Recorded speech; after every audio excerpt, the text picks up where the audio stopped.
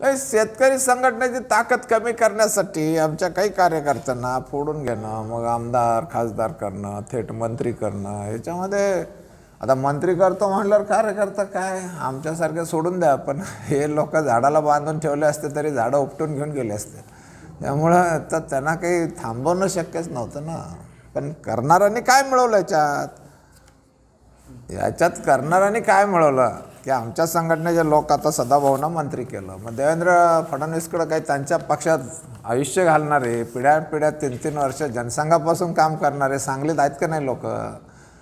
आहेत का नाही? आणि मग त्यातलं एखादा पोरगा मंत्री झाला असतं तर त्याच्या आयुष्याचं कल्याण झालं असतं ना. ह्यात तुम्ही काय मिळवलं? देवेंद्र फडणवीसने मिळवलं काय? आता सत्ता गेली, उद्या दुसरी आली, ते दुसरीकडे जातील. मग देवेंद्र फडणवीसना मी दोष देतो याच्यातला की तुम्ही मिळवलं का याच्यात, की ज्या शरद जोशींनी तुम्हाला एवढा मोठ्या मनाने पाठिंबा दिला त्यांची संघटना फोडण्यामध्ये तुम्ही जे काही शूरता दाखवता याच्यात काय शौर्य आहे तुमचं?